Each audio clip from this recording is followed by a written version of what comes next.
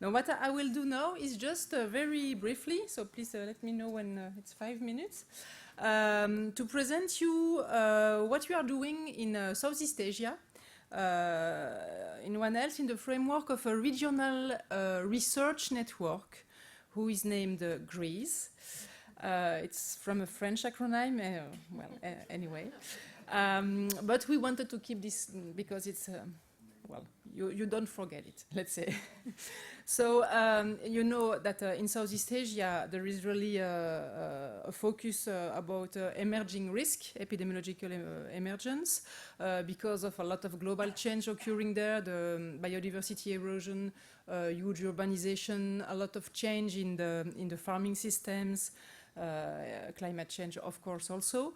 And so it is really a hotspot for emergence. So a few years ago, in the context of avian flu crisis, we set up this research network. So we are not implementing interventions, but it is really about strengthening synergies between institutional research centers, universities, etc., just to promote interdisciplinarity, because when we are talking about that kind of risk, emerging risk in under a One Health umbrella, of course, it deals with animal health and public health, but as we are presenting since this morning, it is not only this, it is much more complex. It really calls for interdisciplinarity, but also it is very challenging because regarding the huge amount of different stakeholders, disciplines, sectors, etc., this issue, One Health, has no clear owner. I mean, it is very difficult and challenging to have ownership as a scientist or as an operator. And we know, for example, if you look at rabies management, it is always quite confusing. Who has the ownership of trying to tackle and to address the issue of rabies? Is it vets? Is it medical doctors, public health? Well, so regarding this complexity, we have many different stakeholders, not only among disciplines and sectors, but also across levels, because we are all providing here examples about risks that are emerging at local level, that have to be managed at local level, but also, of course, with the interventions of national authorities, and of course, One Health is promoted by international organizations. So we are talking about integrations since this morning, but it's not only interdisciplinary integration, it is also cross-level integration, and this is really a tricky one also. So it needs improved coordination.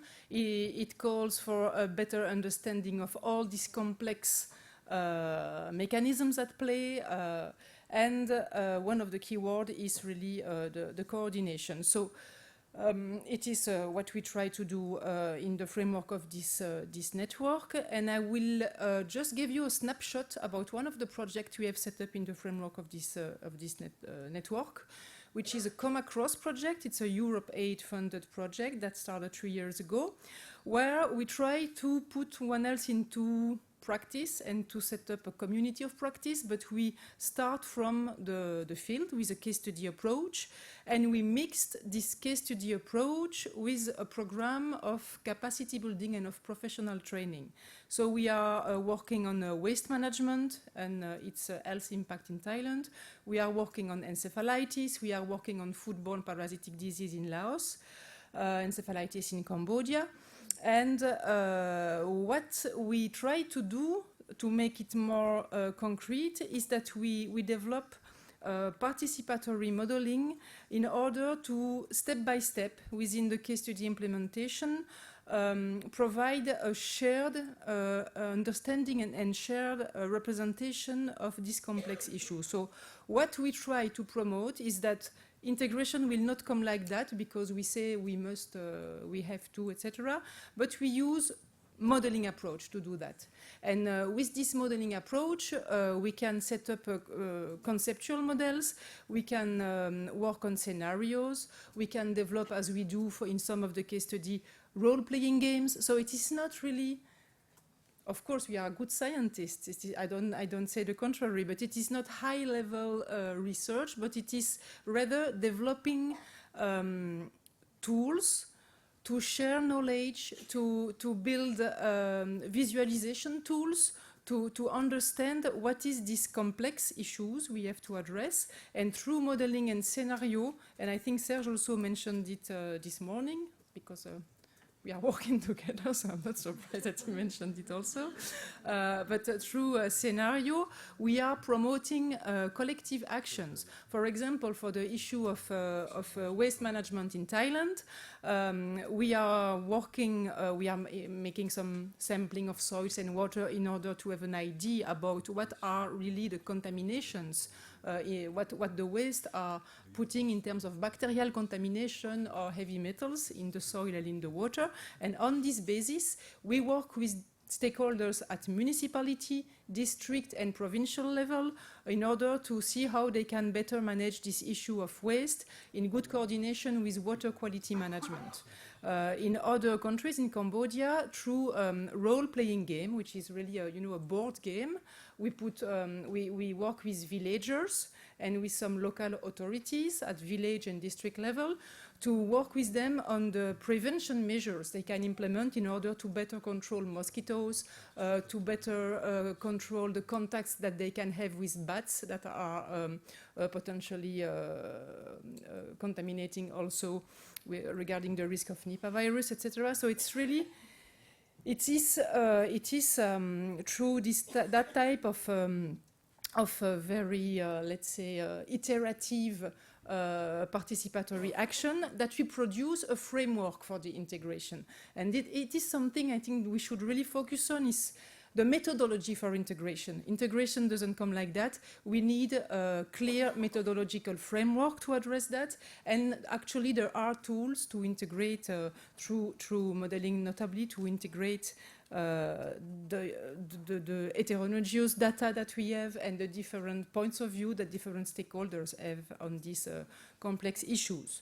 Another important thing in this arena that we set up for in that kind of project, not only researchers, of course, local stakeholders, but also policy decision makers, but not only FAO, OIE, and ministries decision makers. It's important also to involve local governments. So the vet services at district or provincial level, these are examples from tropical countries. So I'm sure that in Europe also, it's not the same names, but you have this decentralized level also in the civil society.